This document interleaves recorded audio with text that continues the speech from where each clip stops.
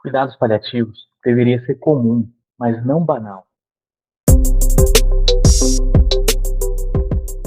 Isso é um grande desafio que nós temos. Levar o cuidados paliativos para um lugar em que ele fosse comum, né? Nós precisamos que o cuidados paliativos ele ganhe cada vez mais força, que ele realmente entre nos lugares, faça parte das discussões nas diferentes instituições. Mas nós não podemos banalizá-lo. Essa é uma preocupação constante. Que a própria doutora Ana Cláudia Quintana Arantes, a própria doutora Úrsula, aqui de Curitiba também, ela tem falado bastante sobre isso, Úrsula Guirro, né? Sobre a gente não romantizar o cuidado paliativo. Quero falar um pouquinho para você hoje sobre essa perspectiva e algumas dessas preocupações. Mas antes, quero te convidar para você seguir meu Instagram, lá no @curachiquepsicologia. Lá eu posto alguns conteúdos relacionados a cuidados paliativos, bioética, luto, né, psicologia hospitalar como um todo. Então fica o convite para que você me acompanhe. Todas as terças-feiras eu posto uma vinheta clínica, eu coloco lá um caso, né? Sim, resumido. E algumas condutas, alguns manejos que a gente tem feito nos cuidados paliativos para te ajudar a aprimorar o teu raciocínio em cuidados paliativos. A ideia é te aproximar um pouquinho da prática, porque eu sei que talvez você goste de cuidados paliativos, você ache interessante, mas você não sabe muito bem como é que funciona. Você queria entender um pouquinho melhor como que na prática nós podemos fazer isso que nós falamos, né? E aí também quero te convidar para seguir aqui o canal, né, no YouTube. Se inscreve aqui. Toda quinta-feira eu coloco um vídeo novo, uma aula sobre um assunto relacionado também a esse contexto, certo? Falando sobre prática de cuidados paliativos. Será? Será que dá para fazer todos os princípios, né, dos cuidados paliativos e fazê-los na prática, fazer aparecer na nossa conduta no dia a dia? Dá para fazer. Para isso, nós precisamos que ele se torne comum. O que eu quero dizer com isso? Uma coisa é romantizar, achar que cuidados paliativos é pegar na mão, fazer carinho, é dar abraço, é falar, ai, coitadinho. Isso não é cuidados paliativos. Por mais que nós falamos, então, que essa abordagem ela é centrada na pessoa e vai ter sim conexão, afeto, vai ter essa parte também, ela não se resume a isso, né? Porque eu sempre digo assim, ó, se a gente não tiver um trabalho muito forte, muito firme, constante, de manejo de sintomas, de controle de sofrimento, esqueça. Né? Pegar na mão ou tratar ali com carinho, não vai resolver, sabe? Ou mesmo falando da psicologia, falando do sofrimento espiritual, falando do sofrimento existencial. Às vezes a gente chega nesse paciente que está com uma doença grave, que é ameaçadora da vida, e quer fazer coisas para ele pedir perdão, liberar perdão, realizar coisas que ele quer fazer antes de morrer. Ele não vai chegar nisso se a dor dele, se o sofrimento dele, se a dispneia, se tudo isso tivesse controlado, entende? É preciso que a gente faça um trabalho, sim, científico, que seja baseado nas nossas técnicas, né? Para que possa controlar os sintomas desse paciente e dessa forma, com um sintoma bem controlado, aí sim ele vai talvez conseguir dar os próximos passos na elaboração dessa partida, sabendo, né? Nunca é uma elaboração completa. Você sabia disso? Deixa eu te contar essa curiosidade.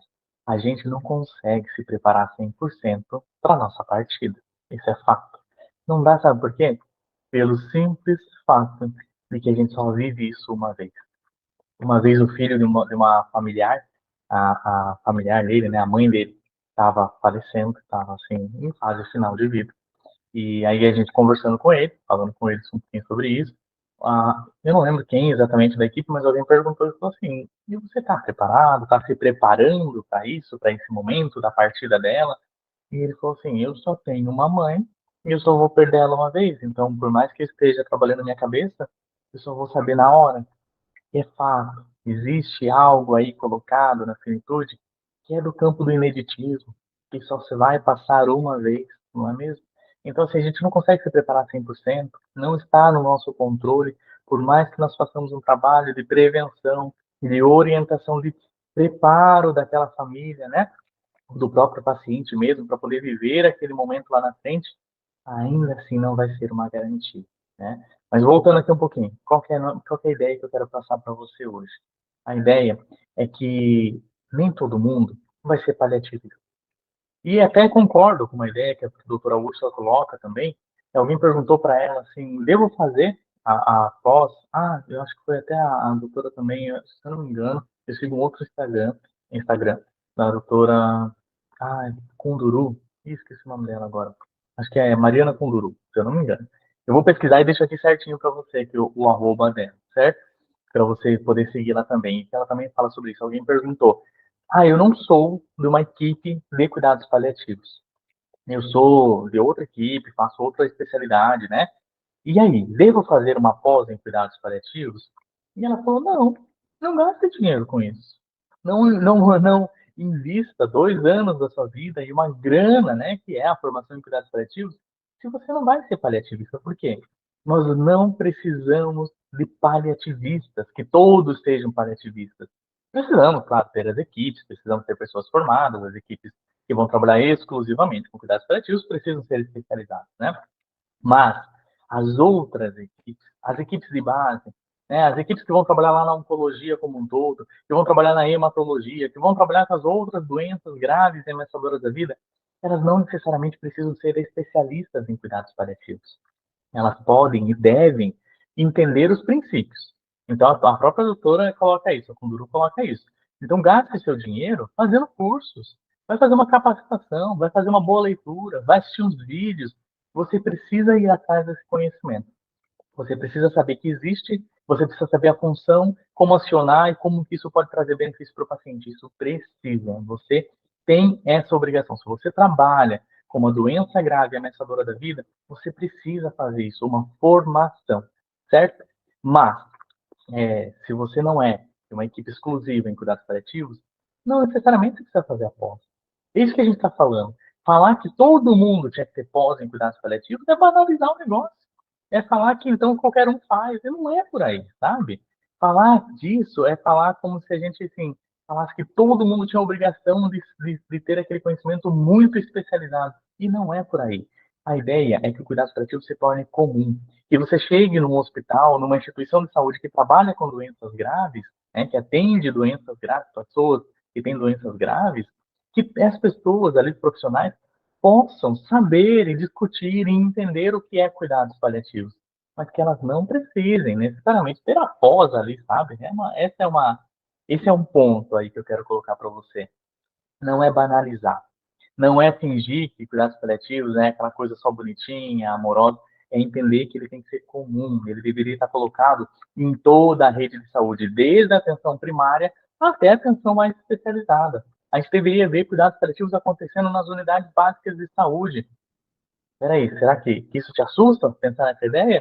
Nas unidades básicas de saúde, você, sei lá, você está me ouvindo aqui, você é da equipe do ESF, da Estratégia de Saúde da Família, por exemplo.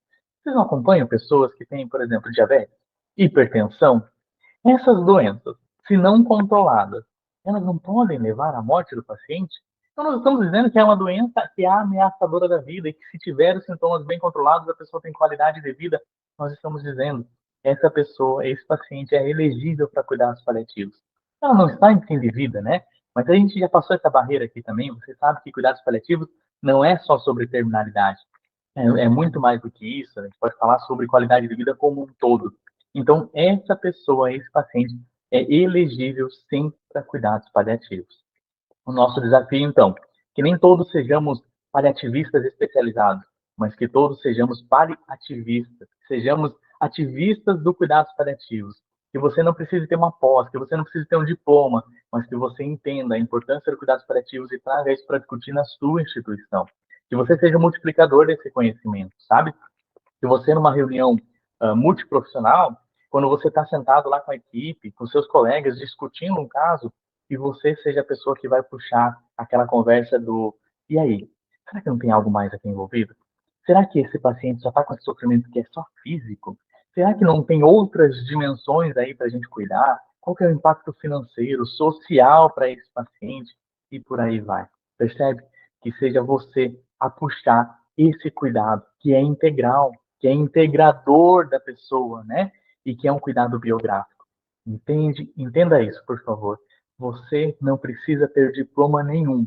Você não precisa ter nada no seu LinkedIn, não precisa ter nada no seu currículo lá para fazer um cuidado biográfico, para dizer essa pessoa existe para além desse momento da doença e ela pode continuar vivendo a vida dela mesmo em meio ao adoecimento. Você não precisa abrir mão da sua especialidade. Você não precisa abrir mão do que você faz para daí vir a fazer cuidados paliativos. Você vai integrar o cuidados paliativos na sua prática e manejo clínicos diários. Esse é o nosso desafio. Fazer o cuidados paliativos, sair dessa banalização que às vezes a mídia coloca, né? Lembrando assim, eu sempre falo, que bom que o cuidados paliativos está ganhando espaço. Que bom que nós tivemos há um tempo atrás uma novela que fala sobre cuidados paliativos em horário nobre na Globo, não é verdade?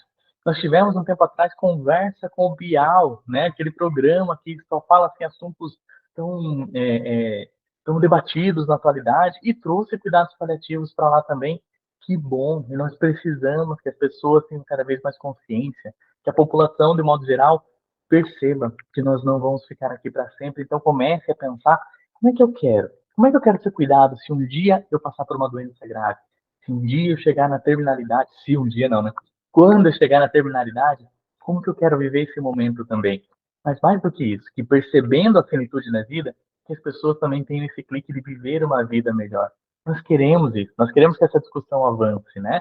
Ao mesmo tempo, nós queremos que ela avance nos cuidados paliativos, sendo como ele é de fato, e não só a banalização, não só o emocional, porque senão nós caímos em equipes que acham que estão fazendo cuidados paliativos, mas que na verdade estão fazendo apenas o apelo emocional em cima daquela doença, que estão fazendo qualquer outra coisa, mas permitindo que o paciente acabe ficando em sofrimento. Então, vamos lá, vamos tentar construir essas pontes, essas reflexões. Como? Vou deixar essa provocação para você. Como que no seu dia a dia, como que na sua equipe, você pode puxar um fio da discussão sobre cuidados paliativos, mesmo não sendo um paliativista formado e especializado, nada assim. Você pode, acredita, você pode, tem espaço. Se você tem um paciente que sofre por uma doença grave ameaçadora da vida, você tem espaço para discutir cuidados paliativos. Está na dúvida? Não sabe muito como puxar essa discussão? Como inserir isso no teu dia a dia? Manda uma mensagem para mim, manda um e-mail, vai lá no Instagram e manda um direct também. Vamos conversar? Ou escreve aqui nos comentários. Vamos conversar sobre isso? Qual que é a sua dificuldade? Como que eu posso te ajudar a levar essa discussão para o teu trabalho? Porque você sabe. Se você está aqui, talvez você tenha caído aleatório, né? Ou se você já me segue, eu sei que você já gosta desse assunto e já vê sentido nisso. Então, como que nós podemos fazer com que esse tipo de conteúdo de discussão, de reflexão, chegue lá no seu trabalho, porque você sabe que pode trazer benefício para o teu paciente, não é verdade? Bom, é isso. E aí nos vemos então no próximo vídeo, na próxima postagem, na próxima conversa. Fica comigo, vamos construir juntos aí essas pontes, esses caminhos, tá bom? Um abraço.